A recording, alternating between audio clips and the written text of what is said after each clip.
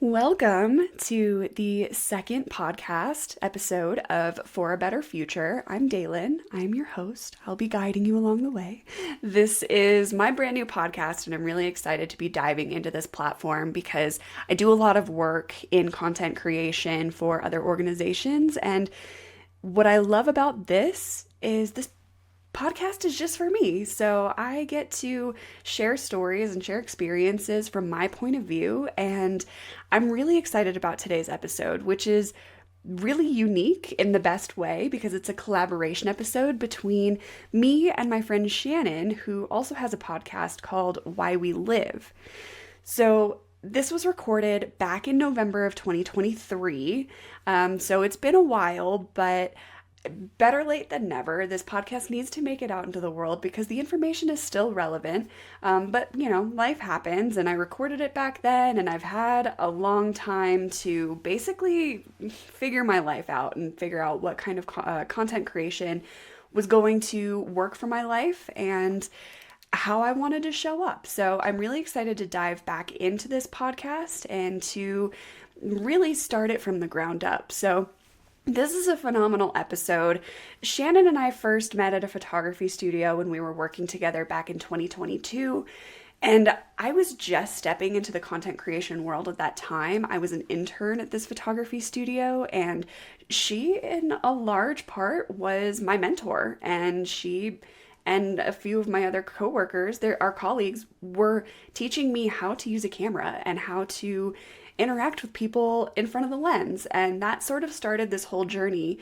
And Shannon has been a really large part of that. And since then, we've crossed paths in all kinds of creative and inspiring ways, including when she came all the way down to Costa Rica, where I was working for an NGO called OSA Conservation, and she was living life as a digital nomad, and she wanted to see what I was up to. And so we connected, and we recorded this episode. We're interviewing each other. So she's interviewing me for her podcast, and I'm interviewing her respectively. And we're sharing stories from the field, exploring how anyone can get involved in conservation work, and talking about what it really means to live a life aligned with purpose, values, passion, and the planet all in mind. Shannon shares her experience using platforms like Workaway to participate in field projects, and we dig into how conservation work is wildly different depending on where and how you choose to show up. So I'm really excited for this episode, and I won't keep you any longer. Let's dive in.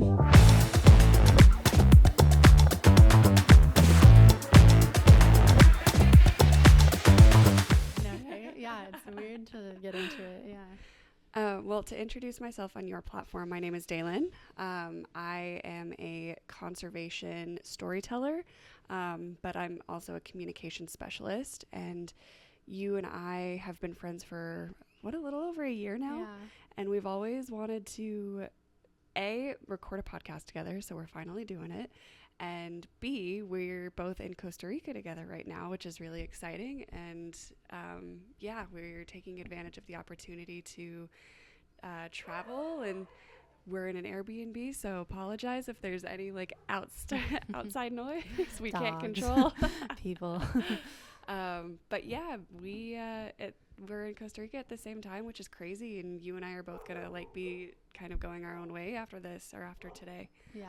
But yeah. Can you talk a little bit more about why, what you're doing exactly here in Costa Rica? Totally. So I have a background in conservation, and I have a background in filmmaking, but we'll get into all of that a little bit more. My career path so far has brought me to Costa Rica working as the communications coordinator for an organization, a nonprofit organization here in the OSA Peninsula called OSA Conservation. So I basically lead the communications for this biological field station, which is about an hour up into the mountains. And yeah, our mission is to protect the biodiversity of southern Costa Rica. And I get to, really just bring in my conservation background and my communications background into this job. But yeah, it's been a journey so far. Yeah. So. And what is your title again for it? Was it conservation? Communications coordinator. Okay. So you might have said that in the first little part, but just want to make sure that's in there. So cool. Yeah, it's been so cool because you brought me to the station the other day. So that was really an interesting part of my own travels to get to see what you're doing in your work life. And yeah, it's just been really neat to see you in your element, I feel like. Yeah, for sure. Yeah. So why are you here in Costa Rica? That is the $1 million question. But yeah, I guess I can do a little introduction too. But my name is Shannon, and I have been a professional photographer for the past 2 years. That's what brought us together with From the Hip Photo. We were both at the same photography place back in Denver, and that was our meeting point. And then I recently quit my job with them and put all my things in storage and ended a 3-year relationship and all of those, big changes in life, and decided to just come traveling. And Costa Rica has just been a place that honestly has been on like my mind, my heart for a few years now. And so I just told myself I wanted to come down here and do workaways and explore the country more long term. So kind of really step into that slow travel. And yeah, I sometimes ask myself all the time, like, why am I here? I really don't know. But I keep telling myself that I've just kind of been letting my like heart be a guide point. So that's why I'm here. And of course, then getting down into the country, I've just kind of let the like life unfold into coming down and seeing you, because you've always been a person I wanted to visit since you're here. So that's kind of why I am in Costa Rica, the best way to put it. But I love it. Yeah, I don't have, I guess, an exact answer, but that's, what it is. So that's amazing. How long have you been here? So I got here on October 4th, and today is November 27th or something like that. Something like that. So it's been, I guess, almost 2 months in Costa Rica. I've been traveling for over 2 months because I did a little bit of travel in the States, so Arizona and Florida, before coming down here. But then it's been almost 2 months that I've been in Costa Rica. So cool. Yeah, it's been a good experience so far. Yeah. I love that. And I love that there's not like a really set end date for what it is that you're doing. I think backpacking through any country is really admirable. Like you're so brave for doing it, first of all. And it's been really nice the past few days, like watching how you operate and like hearing all of your stories about how you've kind of jumped from one place to another just as like the tide has sort of taken you. I think I personally, I'm such a planner, and everything has to be so well organized in order for me to feel comfortable doing it, that I'm like, I need to get out of my comfort zone and do, like, you really inspire me to do some backpacking. So well, thank you for saying that. I feel like it's like there's no right or wrong way to do it in terms of like planning or not, but it definitely feels like a fun practice for me to step into like just going with the flow and seeing how things unfold, and kind of letting the wind take me is what it feels like. But at the same time too, there's so much beauty in like planning things and having that all set out as well. And I think that's a cool thing too, that we do kind of have, like, we're both traveling in two different very ways. You're living here and working here, which is such a cool thing too. And so I do want to dive into that too, and just dive into like your background in conservation and what has brought you here, and kind of what it's like to live and completely uproot your life to move somewhere too, because that's also very noble. Yeah, for sure. I have always been really drawn to very immersive experiences, and I'm kind of an all or nothing person. So I feel like if I'm going to travel, I'm going to invest my entire sense of like existence into what it is that I'm doing. But yeah, as far as a little bit about my story and how everything has led up to this point, because I really do feel like this is sort of the culmination of everything I've really worked towards. So I'm really happy to be here, and I'm excited to see what's going to be next. But I really feel like working for this organization, doing what I'm doing, kind of checks all of these boxes for me. So I went to college in Colorado and studied conservation biology, and had a few really amazing research opportunities throughout the world. I've seen Ecuador, Panama, Kenya. I led a little retreat teaching like sustainable gardening practices on Catalina Island, which was a super weird thing. But every country that I've been to has been always a short-term research opportunity. And so I was only there for a few weeks at a time, but they were very, very immersive. And I fell in love with studying culture and how everyone in their respective parts of the world like has such different respect and admiration for what it is that they're surrounded by. Um, so I came from a very academic background and I wanted to travel more. And so I ended up in Mexico for a little bit. And after I finished my thesis in Mexico, I went back the year later, stayed there for another 6 months. And that was incredible. That was like the first time I had ever lived fully in a country on my own, making an income on my own, doing research, and just really appreciating and like getting to enjoy like foreign culture. And I wanted more, but after that internship was done, I came back to the States, kind of just jumped around a few like odd jobs. I worked at the photo studio for a little bit and just started building skills in all of these different areas. I went to film school, and I realized that when I was in Mexico and I was helping my internship director sort of build up her organization and her nonprofit, and I really loved the entrepreneurship, like small business side of conservation. I realized that there's such a demand in building different aspects of communication, especially in this digital world that we live in today. So I started investing myself in digital marketing and communications and writing and photography. And then film school really lent itself very well to the storytelling aspect of all of this. And then it was the beginning of 2023. And I was so depressed. I had no idea where I was going with my life. I had been working as a yoga teacher, just kind of like wondering if that's what I was going to be doing for a while. And I felt like I wasn't really doing any conservation. I wasn't traveling. I felt very stuck.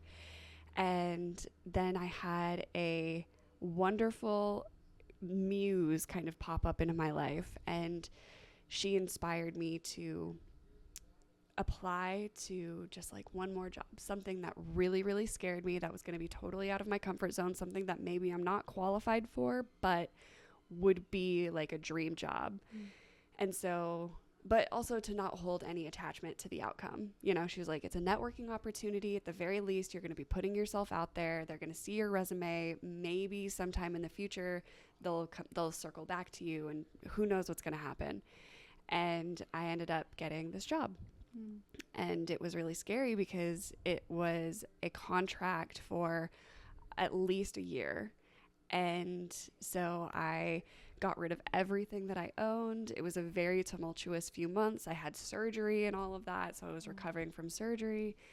And then I ended up coming here, and I've been healing from a lot, and I'm doing what I love, but I also want more. There's, of course, like nothing is perfect, but that's a very like brief touch point on my timeline up to this point. Yeah, I'm glad you shared all of that, because actually it's kind of cool to hear your side of it, because I also knew you through so much of this. Yes, and like I remember you when you were applying to jobs for a little while. It was just like seeing you go through this process, which can sometimes be so daunting when you're like applying to multiple things and you're not really getting the results back, and then you applying to this one and it being like your dream job, as you said. So that was so cool to see how that unfolded, where it was like you kept that hope and like you kept pushing, and you did something you really like were kind of like I guess scared that you wouldn't get it, but you tried it anyways, and here you are, which is really cool.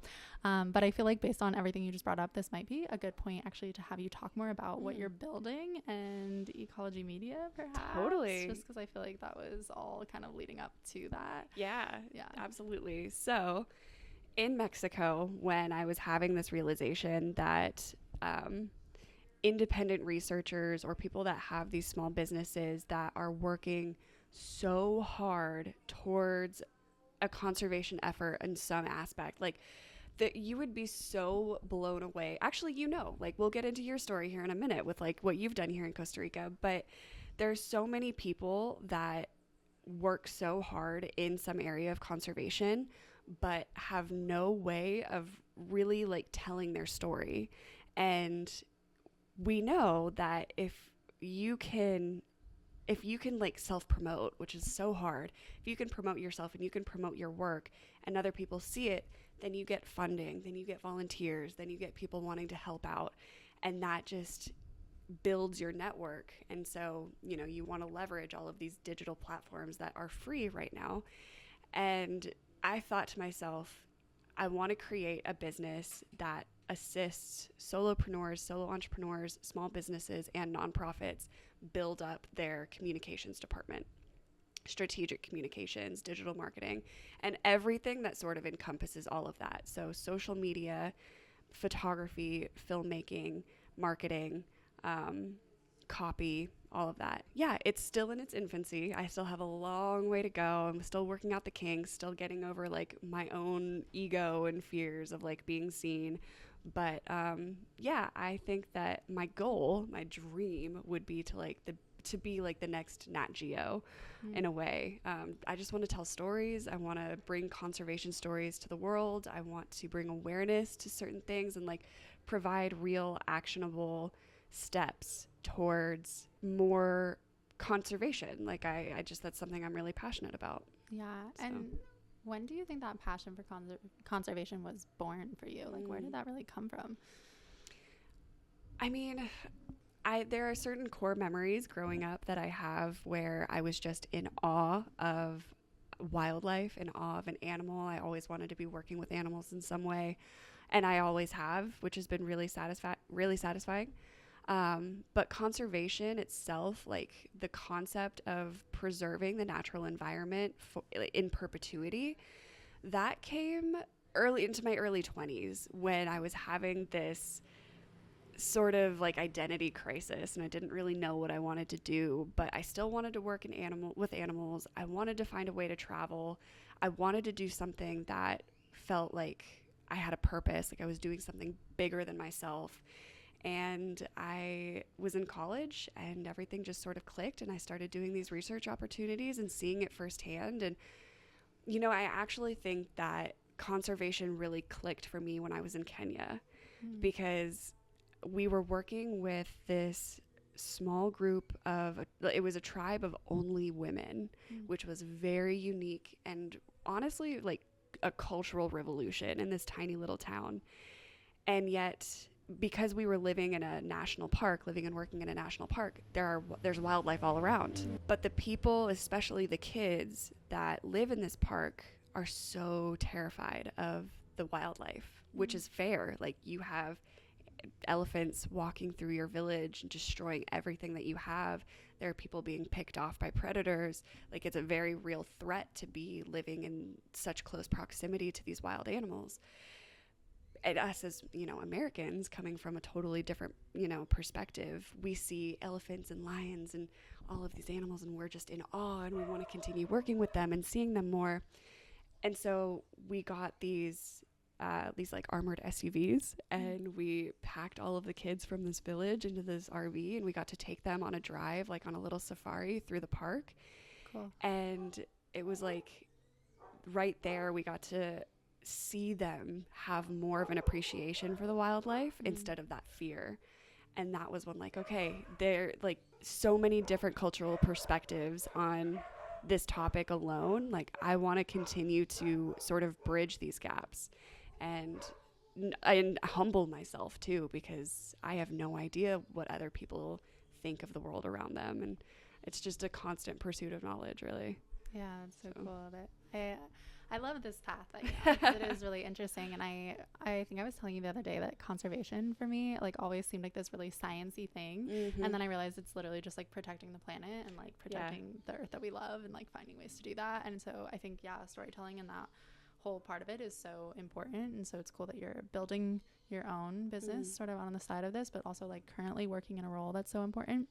And actually, can you talk a little bit more about you mentioned all the places you've kind of traveled to because of conservation, but some of the other projects, because as you were talking about Kenya, that was so cool. So I feel like if you kind of bring up some of the other ones, that would be interesting for people to hear.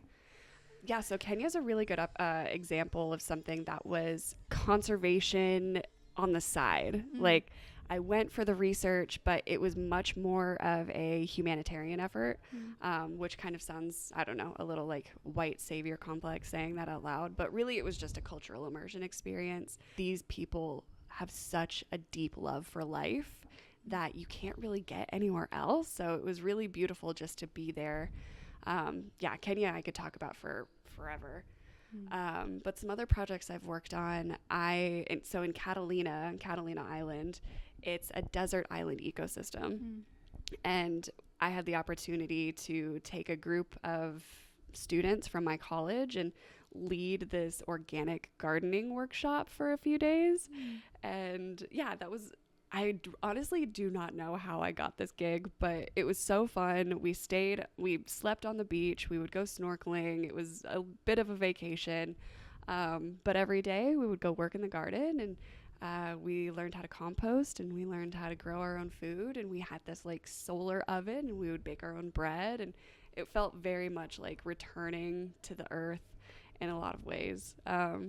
And then Panama was fun. We got to just build the foundation of a restaurant so that this tiny town could bring in some more tourism and help the economy in this area. And that was just like working with family all day long. Yeah, and then I was a park ranger in the United States for a little bit, and that was wild. That was a crazy experience because it was also during COVID. Yeah, so I've kind of done a little bit of everything. What was Mexico too? You were there for a while. What did you do down there? So in Mexico, I worked with an organization called Blue Turtle Sustainable, and our mission was to provide more opportunities for artisanal fishermen. So trawling in the Baja California area is really prevalent. And trawling, so this like mass commercial fishing network, is one of the largest contributing factors to the degradation of these ocean ecosystems. But on the other side of that, you have these fishermen that work so hard day in and day out to get their fresh catch, and their food may or may not end up in a restaurant.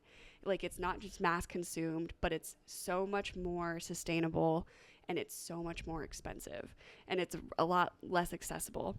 So the goal was to work with these artisanal fishermen and finding ways to bring their fresh catch into restaurants. But the research side of that was really interesting. The blue turtle part of it, the turtle part of it, was my internship director was a marine biologist who was working with these artisanal fishermen who used to be poachers. And sea turtle meat goes for quite a bit of money, and the shells go for quite a bit of money. It can be turned into jewelry, can be fashioned into all kinds of things like decorations for your home or your restaurant. You're given it as a gift when you're married. It's a highly sought after product, but turtle populations are declining. So it's becoming more illegal, but it's also less regulated. So poaching is a really big issue. So these fishermen know how to catch turtles. So what we would do is we would go out with these fishermen, we would find turtles, we would bring them on the boats, and we would tag them, get all of their information, we would log it into her research database that she was working on, and then we would release the turtles, and we would pay the fishermen the price of that turtle that they would get in the market.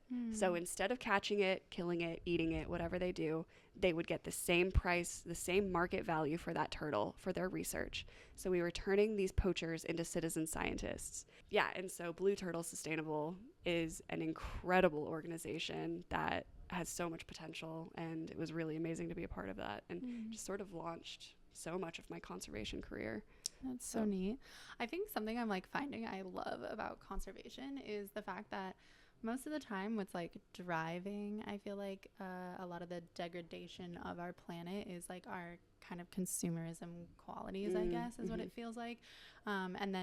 But we see how it's like the poachers or the people, you know, like that are fishing or whatever it may be, we start to kind of like point fingers at them sometimes, when really it's like they're just trying to like put a meal in front of their family. And so it's like, how can we completely like flip that so their income comes from another place? And I feel like some of my favorite conservation efforts I've ever heard of are people who are like trying to work with changing, you know, fishermen to like a tourism industry or like something like that, where they become like you said citizen scientists, which is so cool. Yeah. And so I think that's so neat because I feel like this is kind of like emerging slowly in our world. Like we're starting to figure that out, which then also makes me ask the question, what can people do at home who are like, you know, maybe listening in the US or like Europe or, you know, one of these countries where it's not like, maybe there's something directly they can jump into a turtle project, but like what can they do at home to help with conservation and like make changes in their own life?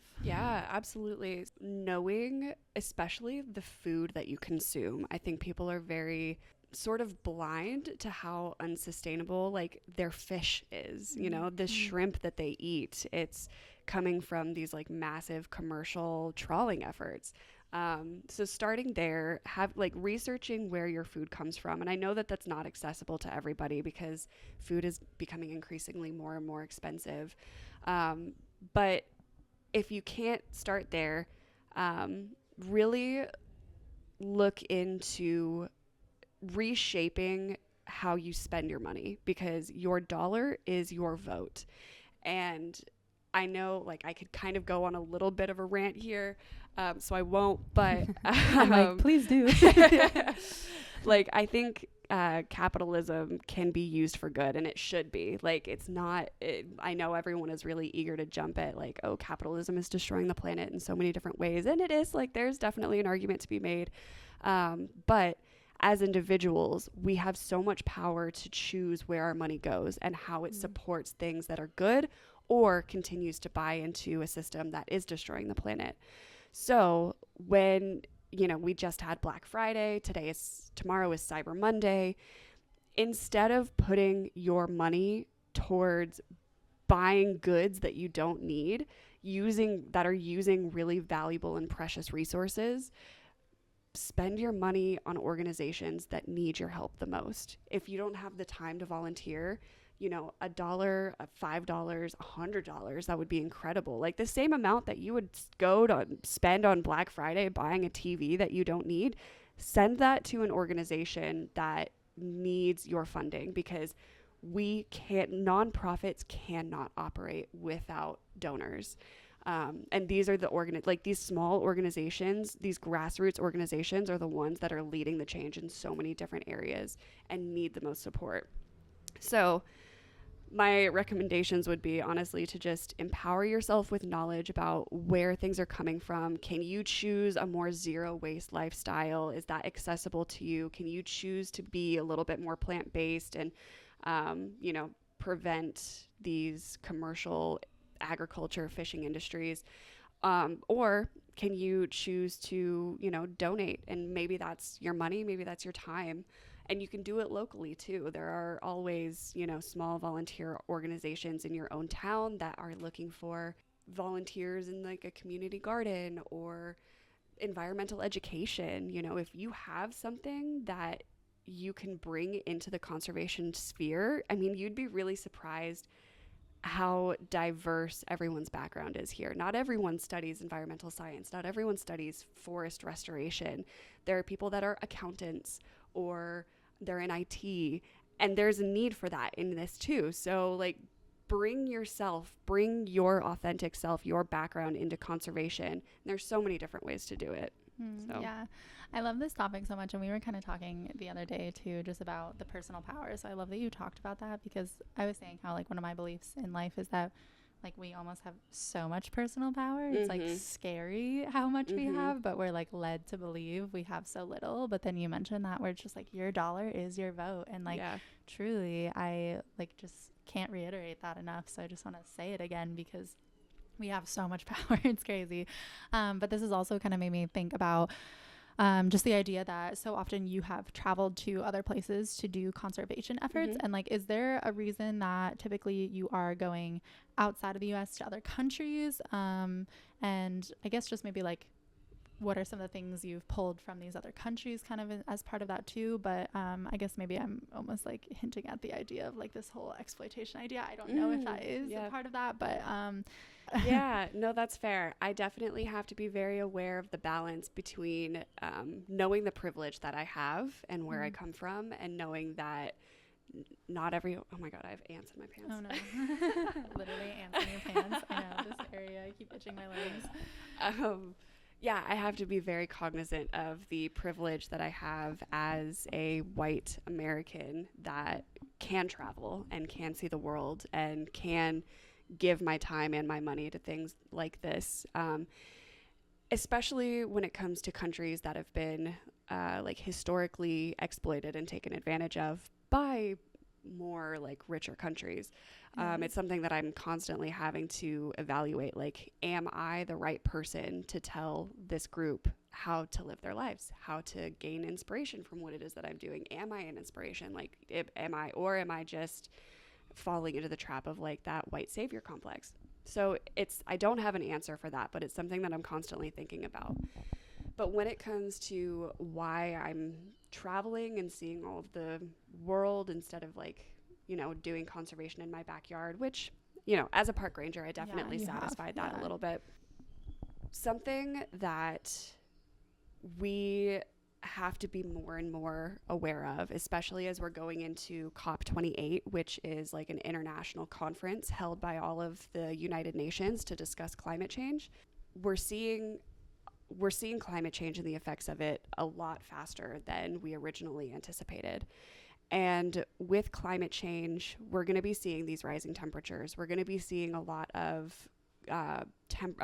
like weather changes, but we're also going to be seeing biodiversity loss. And with the loss of certain keystone species that are vulnerable, they're endangered, they're at risk, we're going to be seeing a loss of ecosystem benefits like seed dispersal or the tilling of soil or the air quality or the soil quality or the scavenging, which helps, return nutrients and like helps that cycle. With biodiversity loss, which is something that is not really spoken about as part of like this climate change discussion, biodiversity loss it's huge. And we need to address these two things in tandem.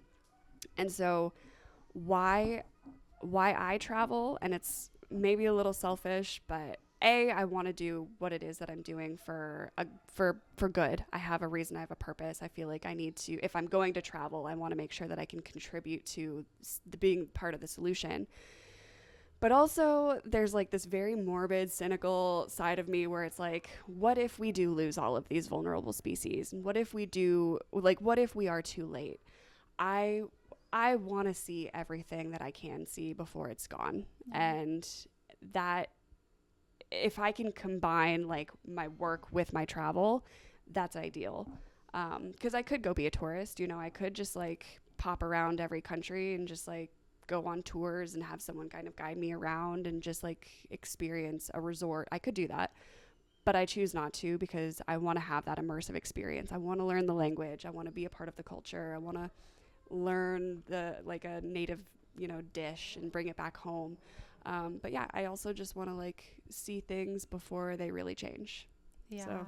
I know. That's definitely something I've had to admit to myself lately too, is just that like my drive to travel, I feel like has increased because of just this little bit of a fear in the back of my head that the world really is changing. Like that's so present in there. And I feel like sometimes it's hard to admit that. So it's, huge that you do say that. And I do think that it is so admirable that you are at least like living in the countries and actually, really settling down and putting roots for a while and trying to help as much as you can, because I think something I've learned too over time is like something that helps with change is when you can commit your like passion and time to it. And time is such a big part of these like conservation efforts, which you're doing as opposed to just coming in, like you're saying, and passing by really quickly.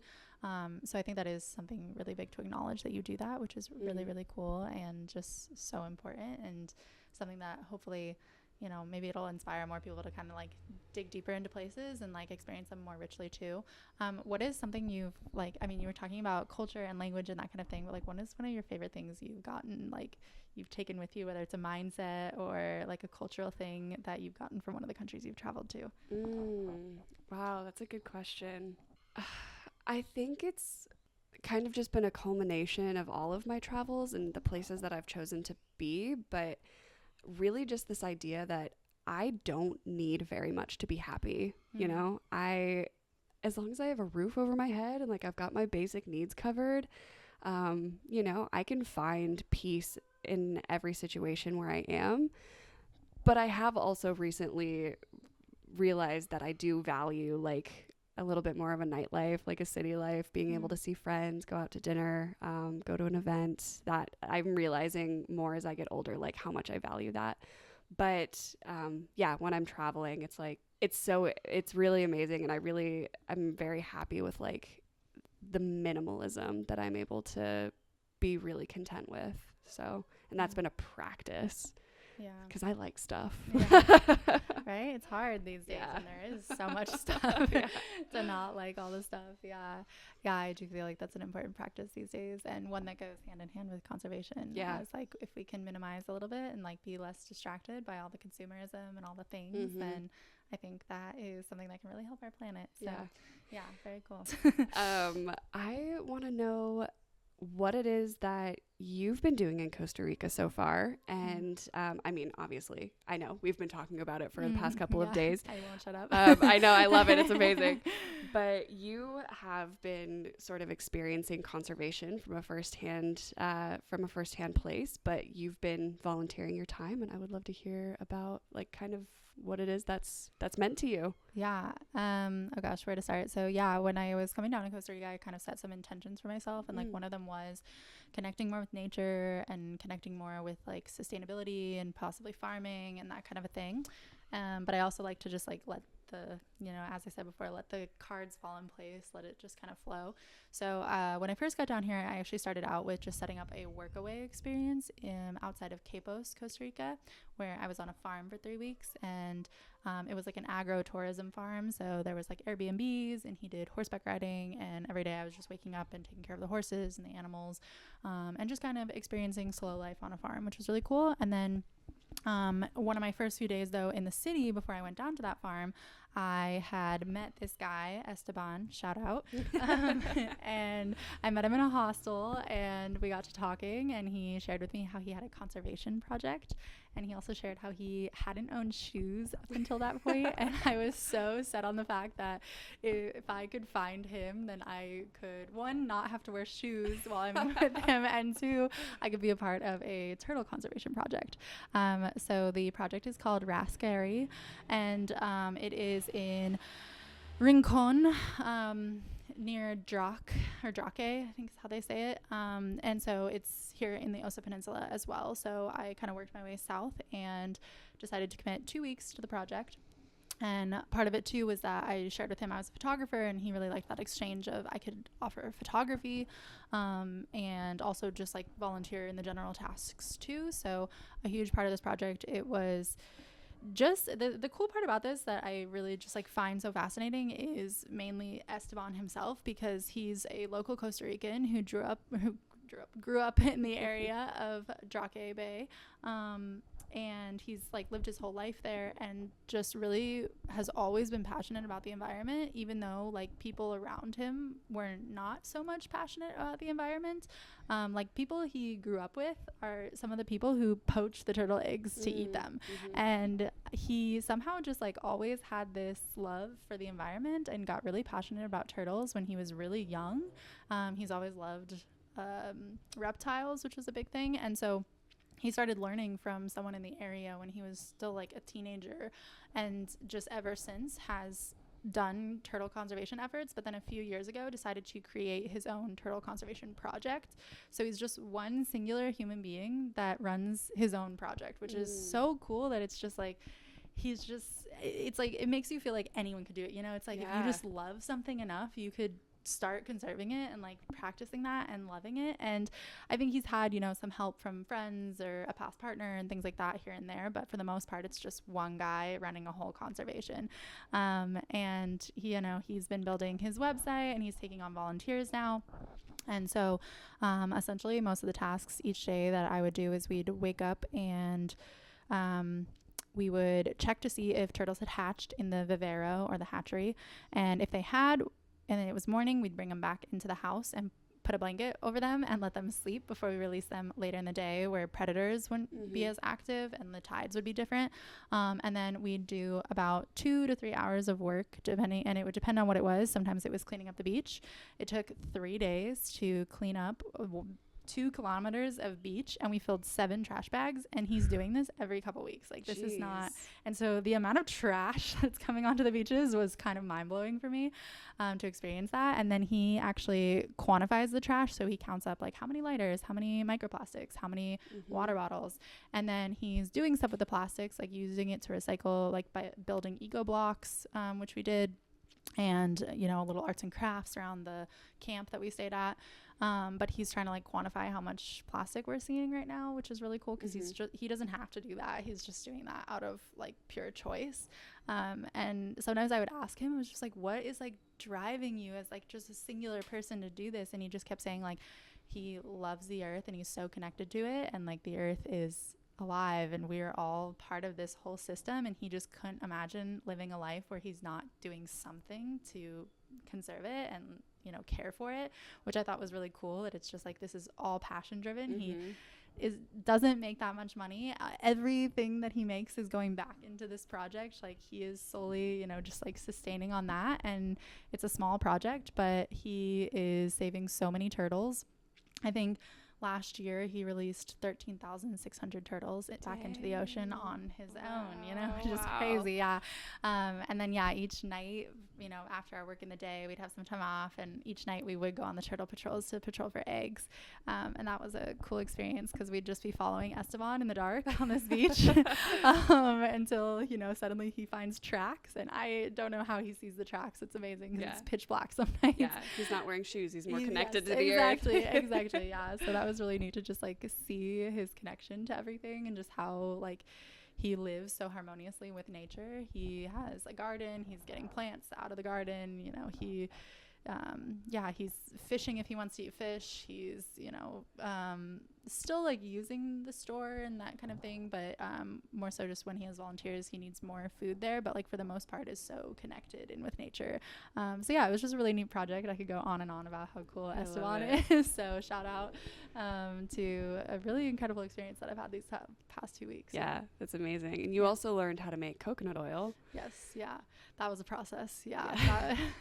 We found 20 coconuts, and it made like one singular jar of coconut oil. So now whenever I go to the store and I see the price of coconut oil, I will never complain, because it took 2 full days to make the coconut oil. But it was really cool, just because things like that, it's interesting when you are connected to the process of something, because then that does make you value it so much more. And I think this whole experience, like what I've gotten out of it, is I want to go more zero waste for sure. Just after seeing the plastic firsthand, like with my own eyes, I'm seeing us fill up these trash bags, knowing that he just did a beach cleanup 2 weeks ago, and then walking down the beach after the beach cleanup and seeing more trash. It's like kind of mind blowing.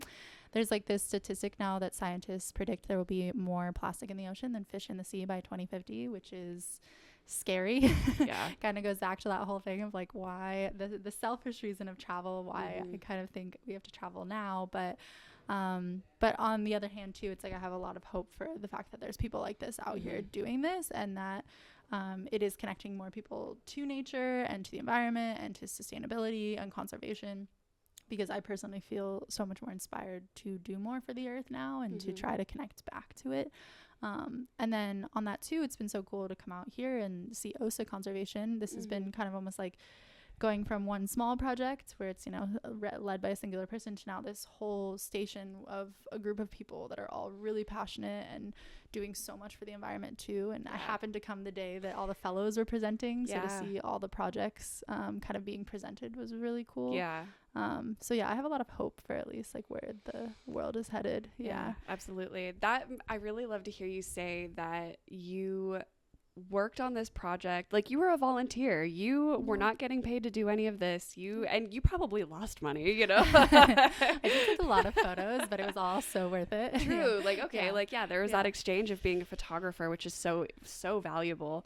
Documenting your experience, documenting his work, and I'd love to hear your firsthand experience, kind of seeing how like his business sort of shaped very synchronously while you were there. But also I mostly just love that you take something out of it, that you're going to take something from this experience home with you. And that is the zero waste. It is reducing your single plastic usage. It's, the just knowing what your time and your volunteer experience is worth and what it's doing, because you're having an exponential impact on this one person who is doing so much work. But yeah, was I want to hear so much more about your turtle experience. It's amazing. Yeah, I could talk a lot about it too. I feel like I have just been like nonstop, like, oh, this happened at the project and we did this at the project, just because it really does feel like it's been such an impactful experience for me. But I think another part of it that was really cool, like I mentioned, was I was taking photos for it too. Like it was one thing to be, I was like in the sand grabbing out turtle eggs, counting them sometimes, but then other times I was like behind the lens just trying to capture everything he's doing, because you kind of mentioned it, like serendipitously I feel like we sort of met, because Esteban was at a point where for a few months he didn't really have any volunteers, and then he took a break by going to the city because he hadn't like seen people, he was on his own down here at the project, and he was like, I'm gonna take a break. And when he took that break, it was kind of cool, because I feel like, and maybe this is like the spiritual side of me coming out saying all this, but he ended up getting contacted by these people from Spain who make recycled clothing out of, plastic that they find on the beaches in Spain, which we'll have to like link them in the show notes, because I honestly am totally blanking on their name right now, but it's a really cool project that they're doing, and they make really cute clothes. And they reached out to him at the time that he took this break, saying like, hey, we want to come down and make videos and show off what you're doing, and maybe even make clothes that we can, start raising money to put back into your project. So they ended up coming down right before I got down there. And when they got down there, they have a big following. So then all of a sudden he got this influx of volunteers that came in. And then also at the same time, it's like we met and I offered photography to him, and he was saying how he really needed like a refresh on photos. And then on top of that too, this other girl who's currently there right now, her whole background is in marketing, and so it just happened to be this like whole thing of like he got the people that are kind of like have a lot of influence, and then he got the photos out of it, and then now he has someone doing marketing off of the photos that were just taken. So I feel like it's changing, at least because when I left there was 10 volunteers there, whereas when I came in there was like 3 or 4 of us, and even then it's like changing and growing, and he's starting to get all these messages coming in from around the world, which is really cool to see, because maybe this can grow a little bit and become a little bit more sustainable for him, because he's a singular person that just has a strong passion for this. So to wake up every single night at random hours of the night to patrol a beach is a lot, I feel like, on a person, on your sleep schedule, on your body, on your life. So I think hopefully he'll get more people in there to kind of help with it, because I think there is so much power to something like what OSA conservation is doing, where there's a lot of people behind it, like a lot of people backing it, which is interesting. So yeah, it's just been cool to kind of see how it's like sort of serendipitously falling into place with like he's getting more exposure, more like media kind of to help share that story, which is kind of like what you, I feel like, in your background are doing, or like, and what you're trying to do with ecology media, which kind of speaks volumes to what that can do for different conservation projects and different people in the world, because I think it is really important, and both of us have this background in photography, which is so interesting, and storytelling I feel like is a big part for both of us. And so I feel like it's been kind of just like an honor to capture everything he's doing. Like that's kind of how it feels to me. And I've just been so encapsulated by his story this whole time too, that like maybe I can share more on that on this podcast too, or on like Why We Travel, at least, because I just think it's interesting when people are doing things like that, like, or it's just a passion driving them in life. So the whole project has just, I feel like, changed a lot for me, and it's been such a cool experience. I love that. And you come from a totally different background, from like separate from your photography. So photography is definitely like a unique part of yourself that you're embracing like relatively recently in your life. What does photography mean to you? What does this medium of art bring to you? I love this question. Well, it's funny because Yeah, I, like you said, haven't embraced it until very recently, because I thought I was always going to be in like healthcare. And I think that at least speaks to the fact I always have had a passion for people. But truthfully, like since I was a kid, I always loved journalism and that kind of a field, but just never like pursued it. And so then I was working in mental health for a few years and was really in that like healthcare field. And then just kind of randomly came upon this opportunity to become a photographer with From the Hip. And so I decided to take that step. And since then, I feel like I'm just on this path now. It kind of like gave me the permission slip to really pursue it because they taught me so much, which was really cool. And I feel like photography, like its meaning to me is really tied with storytelling. I feel like it just is,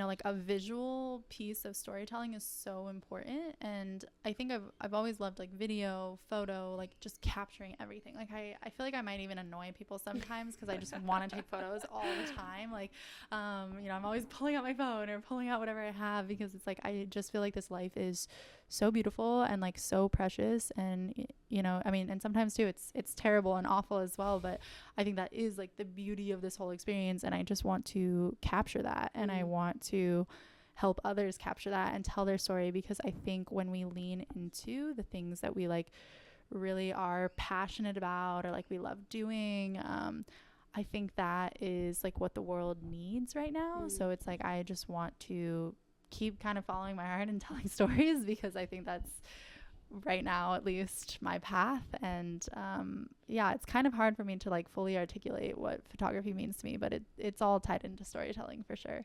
Yeah, I love that. Yeah, what about you too? Yeah, I want to flip this on you. It's a good question. Yeah, I mean, there's definitely that storytelling. I think that's just a major theme.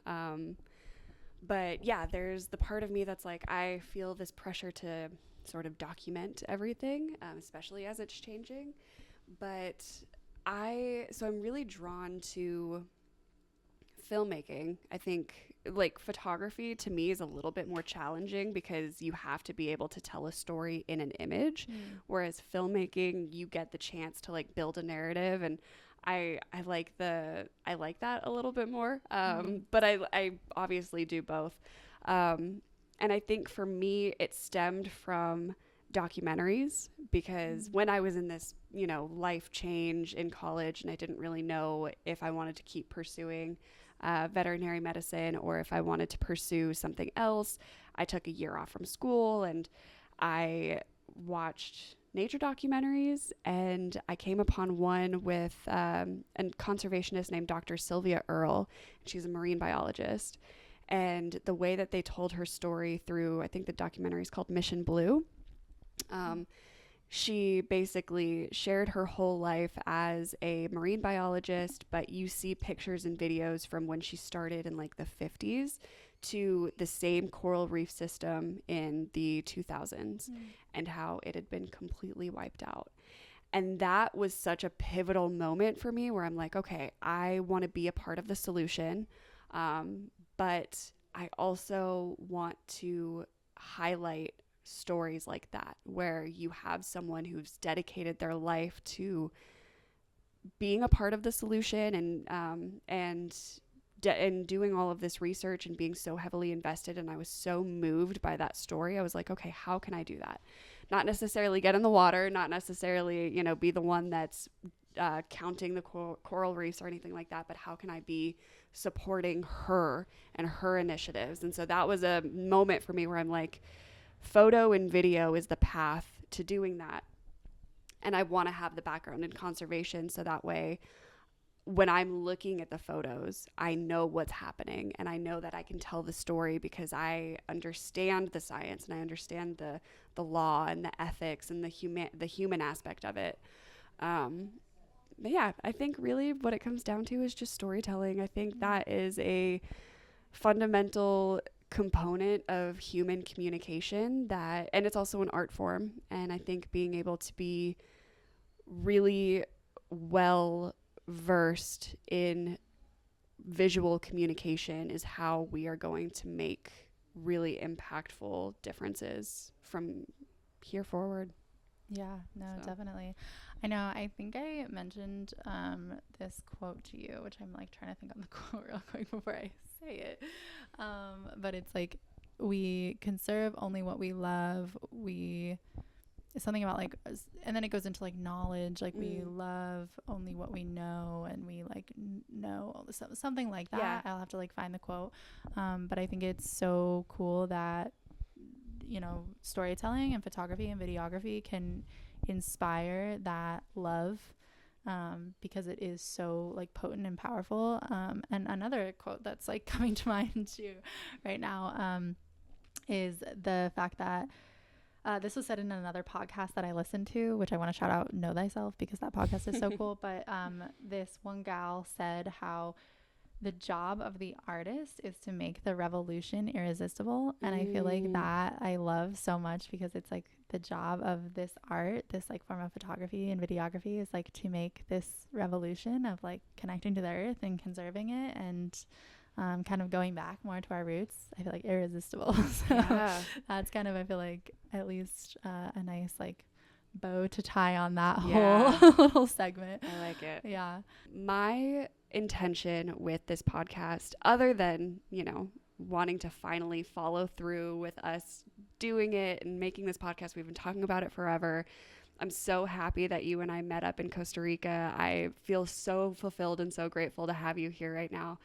Likewise. So there's a part of me that's like, this podcast is a really nice little bow on the end of this weekend. Agreed. But also, I want to be a content creator, and that feels so weird to say out loud. I love that you just said it. Yes. And like, I want to do it with purpose. I don't want to sell people Shein clothing. I don't want to, you know, make a makeup or a product line that fuels consumerism. I want to be a conscious content creator. And I have to start putting that intention out there, because it scares me. Really scares me. Sometimes it feels like it's not a genuine thing worth pursuing, but then at the same time, I'm like, I'm an artist, I'm a storyteller, and like, this is a new economy that we're walking into, and we're young, and we get to embrace it, and I want to embrace it. So hell yeah, you are. Yeah. I love how many like parallels we have in our lives, of just like turning points when we switched from, you know, something else into like conservation or photography or whatever it may be. And we think very similarly, at least, about how we're both trying to like create content and kind of dive more into that. So I love that you are admitting that and doing it. And likewise, same. I feel like I need to admit that more. But a huge intention for me too is just like bringing forth your story in this episode too. And it's been kind of cool, because I feel like normally on the podcast I don't talk too much about myself either. So this episode is cool that it's like bringing into both of us, and just really trying to bring forth like our own stories. And I feel like a huge part of your story too is becoming this content creator. So it's cool to sit down right now in this point of the journey and capture that on this podcast. So it's gonna be see where this goes in like a year, 10 years. We're gonna remember this moment. We'll look back on it. I know, it's been so cool, and it's been just really cool to find each other in Costa Rica. And like you said, this is the perfect like cherry on top of our weekend. So thank you so much. Thank you. I appreciate this conversation. Thank you so much for tuning into this episode of For a Better Future. This is definitely a project that I am really excited to put out into the world, and so much gratitude to Shannon for sharing this conversation with me and being a part of so many moments of my journey since we first met. Be sure to check out Shannon's podcast, Why We Live.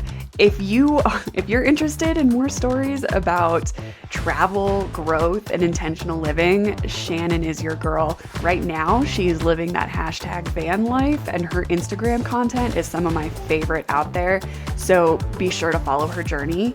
And if this episode sparked something in you, whether it's a curiosity about conservation or the courage to explore a new path, I hope that you follow that thread. As always, feel free to reach out. Feel free to leave a comment or a review. Let me know what you think. Let me know what you're interested in. And until next time, keep dreaming, keep showing up, and keep working for a better future.